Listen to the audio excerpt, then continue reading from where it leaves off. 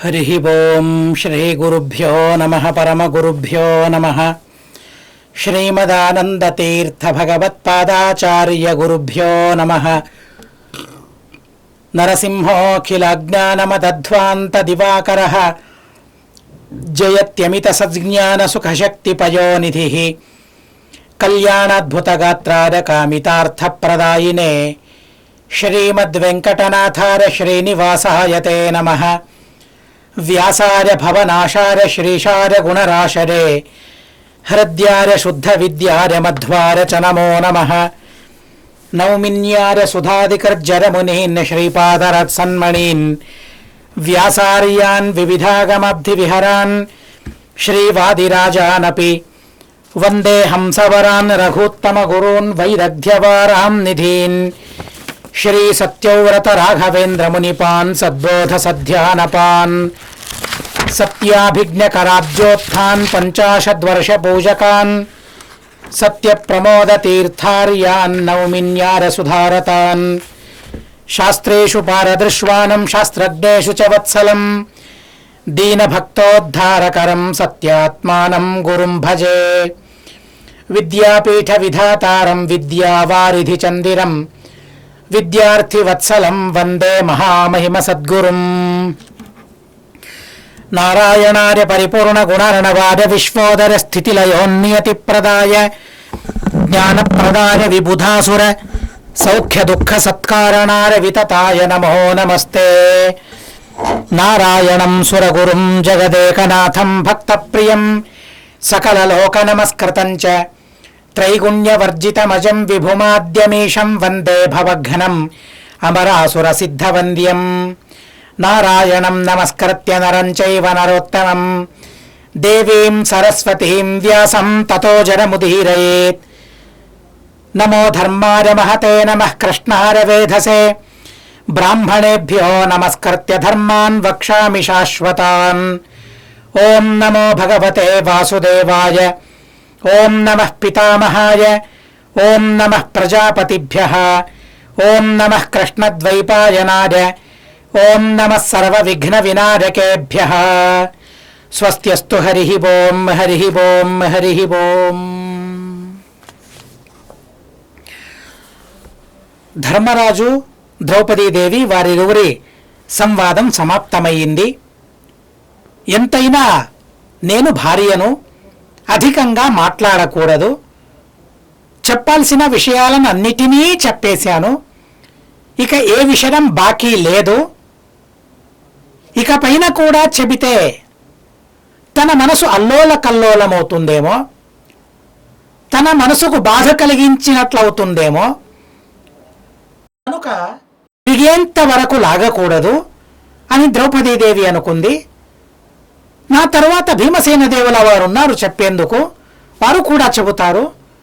ఆ తరువాత వేదవ్యాస దేవుల వారు కూడా చెబుతారు అని ద్రౌపదీదేవి తన మాటల్ని విరమించుకుంది. ద్రౌపదీదేవి చెబుతున్న మాటల్ని భీమసేన దేవుల వారు వింటూ ఉన్నారు. ఆ మాటల్లో ఏ విధమైన పొరపాటు తను చేయలేదు, ఏ విధమైన లోపము లేదు, ఎక్కడా అగౌరవం కనిపించలేదు. అన్ని మాటలాడినా కూడా, అంత కోపం తనకు తన్నుకొస్తూ ఉన్నా కూడా చాలా గౌరవంగా మాట్లాడింది ధర్మరాజుతో. ఎక్కడా అవమానం కలిగేట్లు తను మాటలాడలేదు. ఇంతటి సహనం తనలో ఉంది, అయినా కూడా దాన్ని గమనించడం లేదు. తిరిగి తననే నాస్తికురాలు అని ధర్మరాజు అంటూ ఉన్నాడు.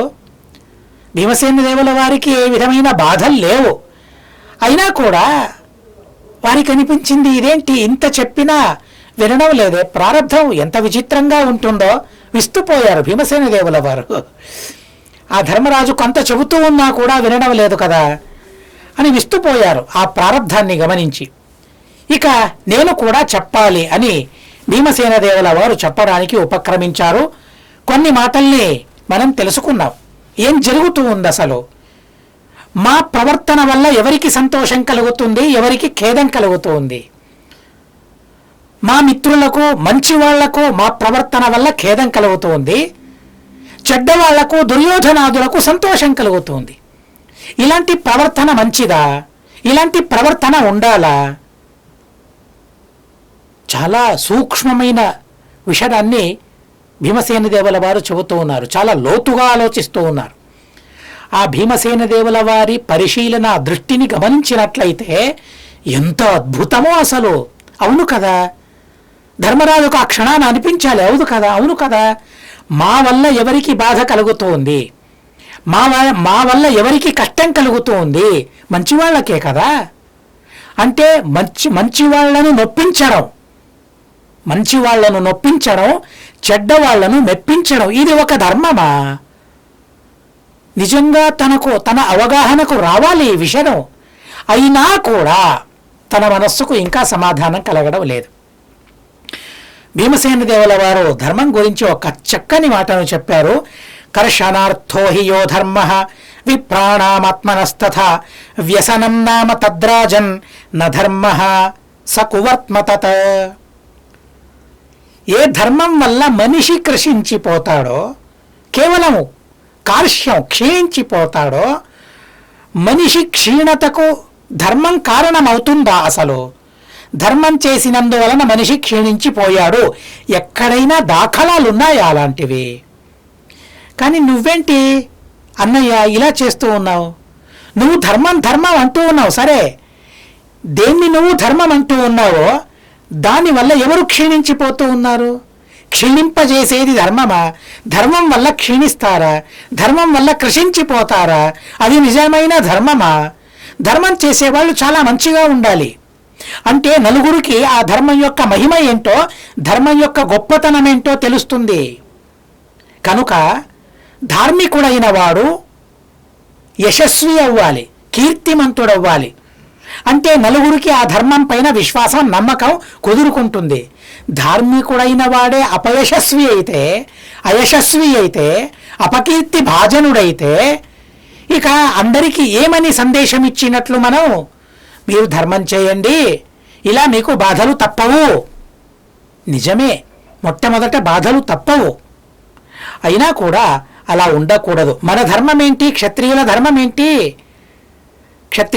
ఏంటి? అంటే యుద్ధం చేయడం, దుష్టులను నిగ్రహించడమే, చెడ్డవాళ్లను నిగ్రహించడమే మా ధర్మం. దానం అన్నావు, యజ్ఞం అన్నావు, సజ్జనుల పూజ అన్నావు, నిజమే, జరుగుతుందా ఇక్కడ? హస్తినావతిలో ఉన్నప్పుడు ఎంత వైభవంగా జరిగేదో అంత వైభవంగా జరుగుతుందా ఇప్పుడు? ఇవన్నీ యజ్ఞయాగాదులైనా దానమైనా అంత వైభవంగా చేయగలుగుతూ ఉన్నామా మనం? లేదే. ఎందుకని? అడవి పాలయ్యం గనక. అలాంటి ధర్మమే మనం చేయాలంటే మళ్ళీ హస్తినావతిని మనం సంపాదించుకోవాలి, రాజ్యాన్ని మనం సంపాదించుకోవాలి. క్షత్రియులకు భిక్షచర్య విహితమా? భిక్షావృత్తి క్షత్రియులకు విహితమా? అసలు ఎన్ని రోజులయ్యాయి ఆ భిక్షవృత్తిని మనం చేస్తూ ఇంతవరకు ఉండాలా? ఇలా భిక్షవృత్తిని చేపట్టాలా?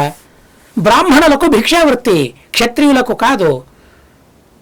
వైశ్యుల ధర్మాన్ని క్షత్రియులు పాలించకూడదు, మరొకరి ధర్మాన్ని పాలించకూడదు. మా ధర్మాన్ని మనం పాలించాలి. క్షత్రియస్య విశేషేణ ధర్మస్తు బలమౌరసం. క్షత్రియుల బలమేంటి? క్షత్రియుల ధర్మమేంటి? బలమే క్షత్రియుల ధైర్యం, బలమే క్షత్రియుల ధర్మం. కనుక ఓ మాటను చెప్పారు, స్వధర్మం ప్రతిపద్యస్వ జహి శత్రూన్ సమాగతాన్ ధార్తరాష్ట్రవనం పార్థ మయా పార్థేన నాశయ. సూచనలు ఇచ్చాడు భీమసేన దేవుల వారు, సూచనలను ఇచ్చారు. ఏమని? ఎలా దుర్యోధనాదుల్ని గెలవాలి? నేనున్నానన్నయ్య, అర్జునుడున్నాడు, మేమిద్దరం దుర్యోధనాదుల్ని సంహరిస్తాం, ఆ సైన్యాన్ని ఎదుర్కొనే తాహతు ధైర్యం మాకుంది, బలం మాకుంది. మా ద్వారా వారిని సంహరించి, వారిని గెలిచి, వారిని నిగ్రహించి మళ్ళీ ఆ సామ్రాజ్యాన్ని మనం పొందాలి. ఆ పనిని నువ్వు చేయాలి అని ధర్మరాజుకు తను చెప్పాడు. ఇలా చెబుతూ ఉన్నప్పుడు సయేవ ముక్తస్తు మహానుభావ సత్యవ్రతో భీమసేనేన రాజా అజాతశత్రు తదనంతరం వై ధైర్యాన్వితో వాక్యమిదం బభాషే అసంశరం భారత సత్యమేతద్యన్మాం తుదం వాక్యశల్యైః క్షిణోషి నత్వాం విగర్హే ప్రతికూలమేతత్ మమానయాద్ధివ్యసనం వాగాత్. భీమసేన, నువ్వు మాట్లాడుతూ ఉన్నావు, నువ్వు ఆడే మాటల వల్ల నాకు బాధ కలుగుతూ ఉంది.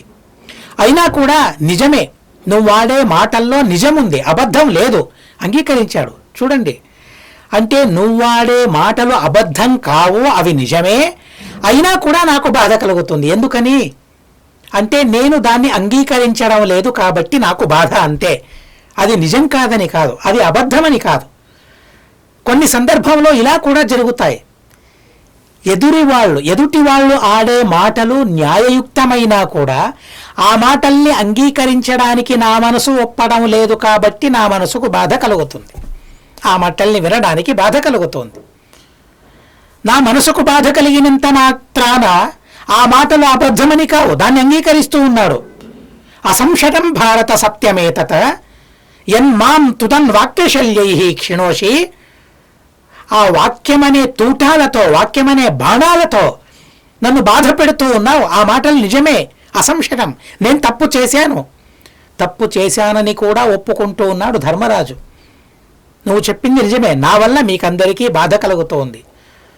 ఇప్పుడే అన్నావే, సజ్జనులందరికీ మిత్రులందరికీ మా వల్ల బాధ కలుగుతుందని. అవును, ఎందరికీ బాధ కలుగుతుంది నేను చేపట్టిన పని వల్ల, నేను ఆడిన జూదం వల్ల ఎందరికీ బాధ కలుగుతోంది. ఏదో ప్రతిజ్ఞ చేశాను అని పైకి వెళ్ళి నేనే జూదం ఆడాను. ఆ జూదంలో నన్ను ఎలా ఓడించాడు? మోసం చేసి, వంచన చేసి నన్ను ఓడించాడు తను. అహం హి అక్షాన్ అన్వపద్యం జిహీర్షన్ రాజ్యం సరాష్ట్రం ధృతరాష్ట్రస్య పుత్రాత్ తన్మాం షటః కితవః ప్రత్యదేవీత్ సుయోధనార్థం సుబలస్య పుత్రః అమాయినం మాయయా ప్రత్యజైషీత్ తతోపశ్యం వృజినం భీమసేన. నేను చేసిన తప్పేంటి అంటే నన్ను మోసం చేసి ఓడించాడు.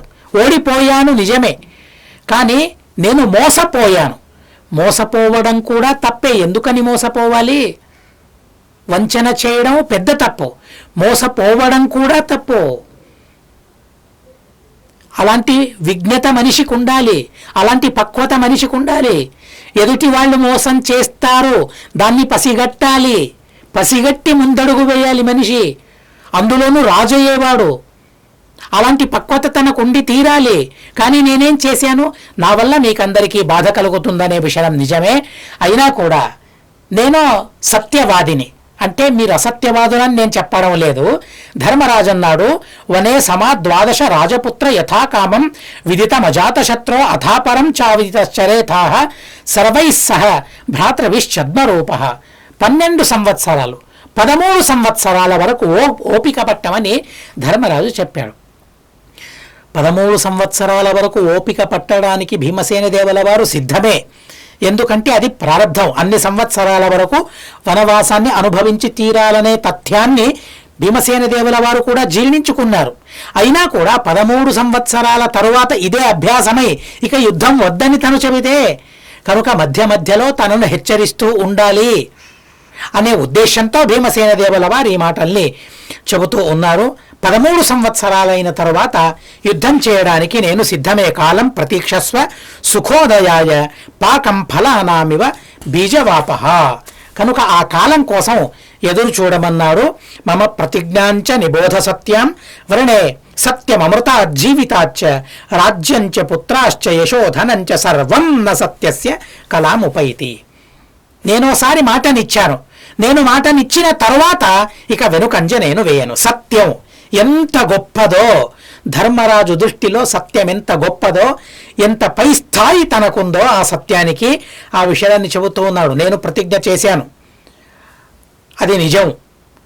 సత్యం సత్యం అమృతా జీవితాచ్చ, జీవితం కన్నా గొప్పది సత్యం అనేది. రాజ్యం కన్నా గొప్పది, సంతానం కన్నా గొప్పది, కీర్తి కన్నా సత్యం గొప్పది, ధనం కన్నా సత్యం గొప్పది, సత్యం కన్నా గొప్పదైనది ఏదీ లేదసలు. కనుక నేనోసారి మాటనిచ్చాను, కనుక 13 సంవత్సరాల వరకు ఓపిక పట్టమని తను చెబుతూ ఉన్నాడు. మళ్ళీ భీమసేన దేవుల వారు మాట్లాడారు. సరే అన్నయ్య, 13 సంవత్సరాల వరకు మనం ఉందాం, ఓపిక పడదాం, ఓపికగా ఉంటాం, సహనంతో ఉంటాం. కానీ నువ్వు ఇక్కడ కూడా ప్రతిజ్ఞ చేయాలి. భీమసేన దేవుల వారికి తెలుసు, ఒకసారి తను ప్రతిజ్ఞ చేస్తే ఇక వెనుకంజ వేయడు. కనుక తన చేత ప్రతిజ్ఞ చేయించాలి. నేను యుద్ధం చేస్తాను అనే ప్రతిజ్ఞ తను చేయాలి. తను రాజు, తను క్షత్రియుడు కనుక తన చేత ఆ ప్రతిజ్ఞ చేయించడానికి భీమసేన దేవుల వారు పూనుకుని మళ్ళీ వారు మాట్లాడసాగారు. శరీరిణం హి మరణం శరీరే నిత్యమాశ్రితం ప్రాగేవ మరణాత్ తస్మాత్ రాజ్యాదైవ ఘటామహే. సత్యం చాలా గొప్పదే, అది తక్కువ చేసి మాట్లాడడం లేదు భీమసేన దేవుల వారు. సత్యం కన్నా గొప్పదైనది ఒకటి ఉంది, ఆ ధర్మం ఉంది, క్షత్రియ ధర్మ పరిపాలన. రాజ్యాన్ని పరిపాలించడం అనేది, స్వవిహిత ధర్మం అనేది అంతకన్నా గొప్పది. కనుక మనిషి ఈరోజు ఉంటాడు, రేపు ఉండడు, ఎప్పుడుంటాడో ఎప్పుడుండడో తెలియదు. క్షణికమైనది జీవితం, క్షణికమైనది ఆయుష్యం. కనుక శరీరిణం హి మరణం శరీరే నిత్యమాశ్రితం. ఎక్కడుంటుంది మరణం అనేది? ఎక్కడ ఉండదు. దాగుడు మూతలాడుతూ మా దేహంలోనే ఆ మరణం అనేది ఉంటుంది. కనుక మరణించే ముందు ఆ రాజ్యాన్ని మనం స్వీకరించాలన్నయ్య, ఆ రాజ్యాన్ని పరిపాలించాలి, రాజ్యం కోసం యుద్ధం చేయాలి అని మరో మాటను చెప్పాడు. సత్యం, నిజం అన్నావు కదా, నిజం అన్నావు కదా. ఒక్క మాసాన్ని సంవత్సరం అని కూడా పిలిచారు. అస్తి మాస ప్రతినిధి యథా ప్రాహుర్ మనీషిణః. ఒక మాసాన్ని ఒక సంవత్సరం అని కూడా శాస్త్రంలో పిలిచారు. కనుక 13 నెలలు మనం ఉందాం, 14వ నెలలో మనం యుద్ధం చేద్దాం, మన రాజ్యాన్ని మనం సంపాదించుకుందాం. కనుక తస్మాత్ శత్రువదే రాజన్ క్రియతాం నిశ్చయస్త్వయ క్షత్రియస్య హి సర్వస్య నాణ్యో ధర్మోస్తి సంయుగాత్. క్షత్రియుల ధర్మం ఏంటి? సత్యం, నిజమే. అంతకన్నా గొప్ప ధర్మం సత్యం అనేది సామాన్యమైన ధర్మం, సాధారణమైన ధర్మం. క్షత్రియులకు మాత్రమే విహితమైన ధర్మం కాదది సత్యం అనేది. అందరూ సత్యాన్ని పరిపాలించాలి, అందరూ నిజమే చెప్పాలి, ఎవరూ అబద్ధం ఆడకూడదు. ఇది సర్వసాధారణమైన ధర్మం. ఇది అందులోనూ క్షత్రియులకు విశేషమైన ధర్మం ఏంటి అంటే దుష్టాత్మలను సంహరించి రాజ్యాన్ని కైవసం చేసుకుని ప్రజారంజకంగా రాజ్యాన్ని పరిపాలించడమే క్షత్రియుల ఆద్య కర్తవ్యం, క్షత్రియుల పరమధర్మం. అంతకన్నా గొప్ప ధర్మం లేదన్నయ్యా. కనుక 13 నెలలు ఓపికగా ఉందాం, 14వ నెల యుద్ధం చేద్దాం, రాజ్యాన్ని సంపాదించుకుందాం. కానీ నువ్వు ఇప్పుడే నిశ్చయం చేయాలి, ప్రతిజ్ఞ చేయాలి. ఎలా అప్పుడు ప్రతిజ్ఞ చేశావో అలా ఇప్పుడు కూడా నువ్వు ప్రతిజ్ఞ చేయాలని పట్టుపట్టారు భీమసేన దేవుల వారు.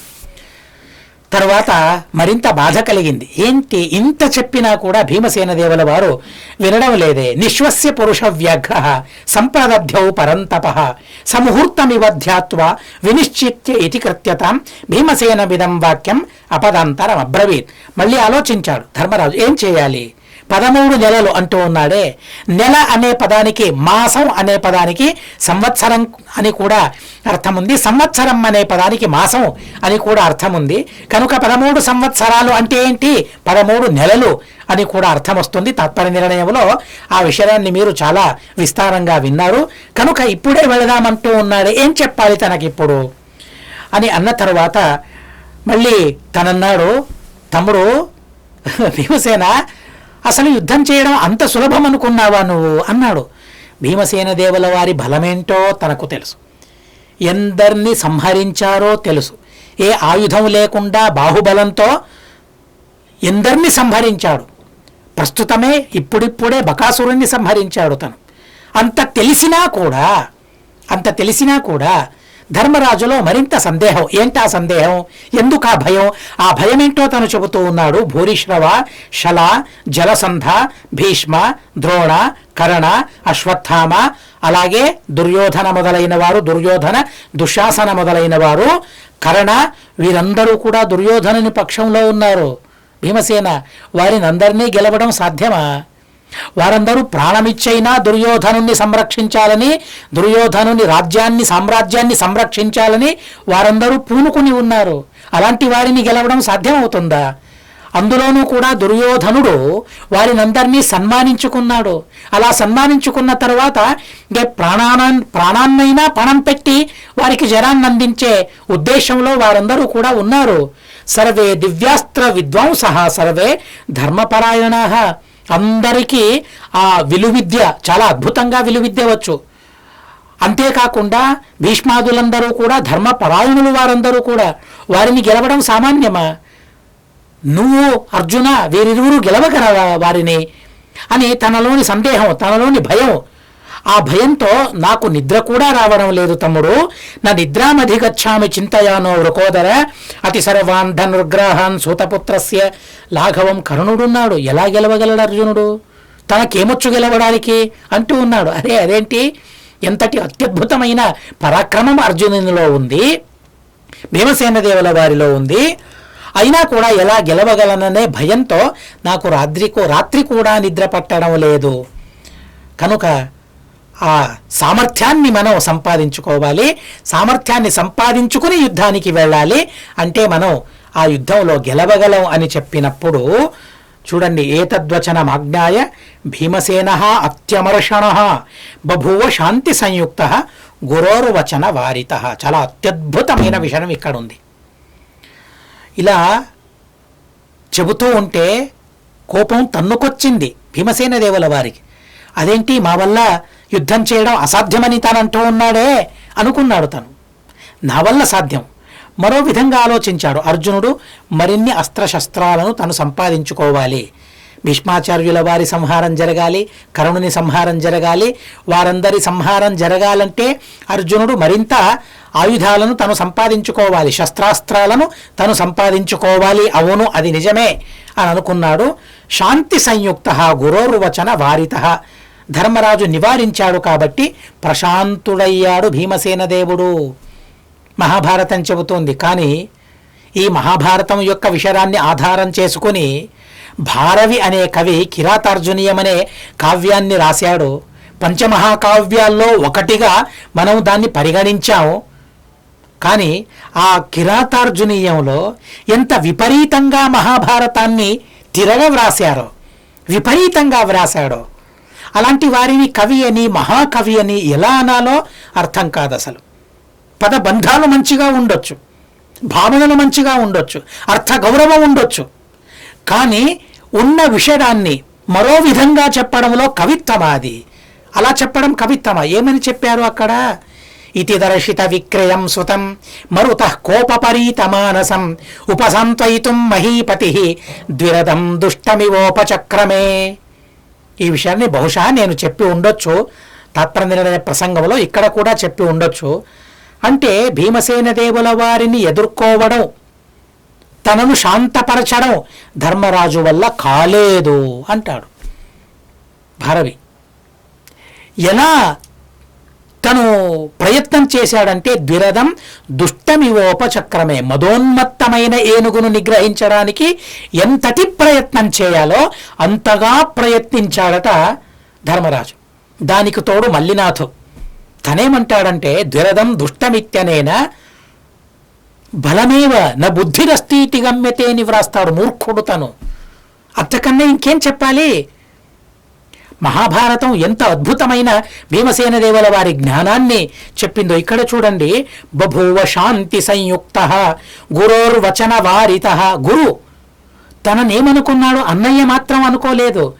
భ్రాతృవచన వారిత, భ్రాతుర్వచన వారిత అనలేదు అక్కడ వేదవ్యాసదేవుల వారు. గమనించాలి ఆ మాటను. గురోర్వచన వారిత. తను గురువు స్థానంలో తనున్నాడు, అన్నయ్యగా తనున్నాడు, తండ్రి స్థానంలో తనున్నాడు. కనుక తను నివారించిన తరువాత ఇక బభూవ శాంతి సంయుక్త. భీమసేన దేవుల వారు ప్రశాంతులయ్యారట. ఎందుకని? తన పని నెరవేరింది. ఏంటి తన అభిప్రాయం కూడా ఏంటి? 14 సంవత్సరాల తరువాత యుద్ధం చేయాలన్నదే భీమసేన దేవుల వారి సంకల్పం కూడా. ఇప్పటికిప్పటికే వెళ్ళి యుద్ధం చేయాలనే సంకల్పం తనది కూడా కాదు. కానీ ధర్మరాజు మనసును తయారు చేయాలి, యుద్ధానికి సిద్ధపరచాలనే ఉద్దేశంతో ఇలా మాట్లాడుతూ ఉన్నారే తప్ప భీమసేన దేవుల వారి ఆంతర్యంలో మరేమీ లేదు. అయినా కూడా గురువైన ధర్మరాజు యొక్క మాటల చేత నివారితుడై భీమసేన దేవుల వారు శాంతి సంయుక్తులయ్యారు అని మహాభారతం చెబుతూ ఉండగా దాన్ని ఎంత విపరీతంగా తను అనువాదం చేశాడో చూడండి.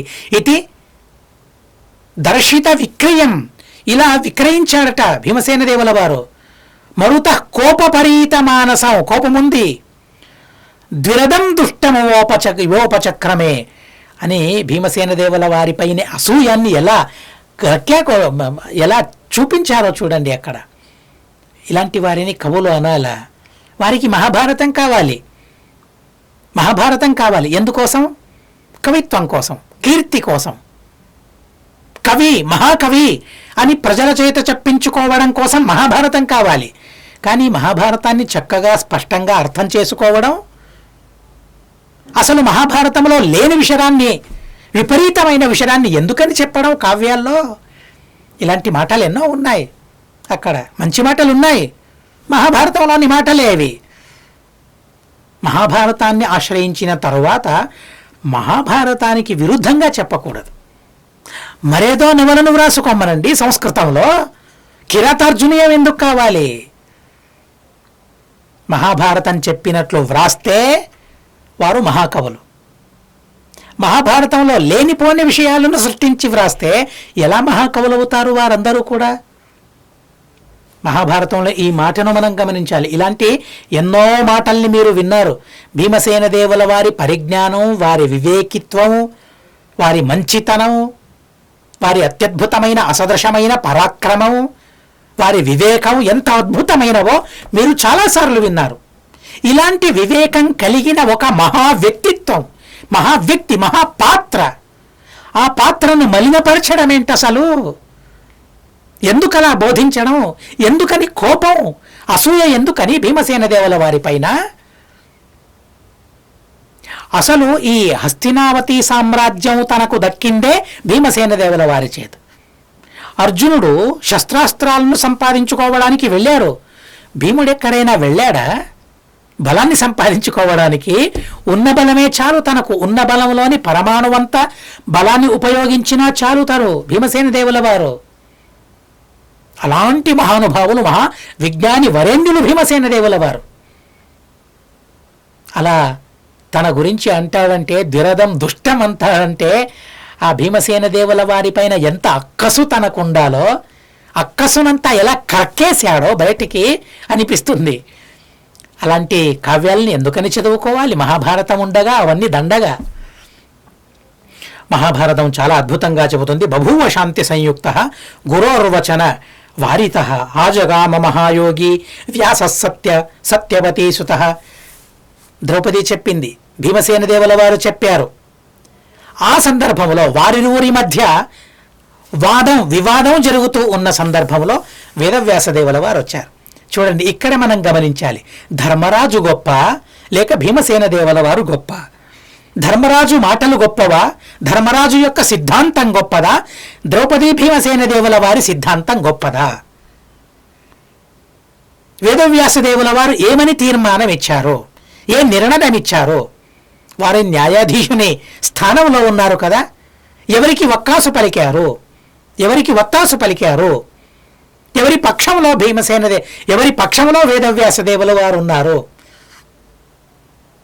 వేదవ్యాసదేవుల వారు వచ్చారు. ఆజగామ మహాయోగి వ్యాస సత్యవతీ సుత సోభిగమ్య యథాన్యాయం పాండవై ప్రతిపూజిత యుధిష్ఠిరమిదం వాక్యమువాచ వదతాం వరః.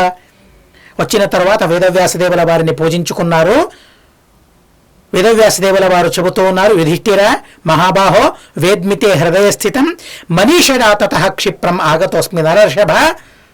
యుధిష్ఠిర, ధర్మరాజా, నీ మనసులోని భయం ఏదైతే ఉందో, నీ మనసులోని భావన ఏదైతే ఉందో, ఆ భావన నిర్మూలన చేయడానికి నేను ఇక్కడికి వచ్చాను అన్నారు. ఎవరికి ఒత్తాసు పలికారు వేదవ్యాసదేవుల వారు? ఎవరి మాటలు సిద్ధాంతమని చెప్పారు?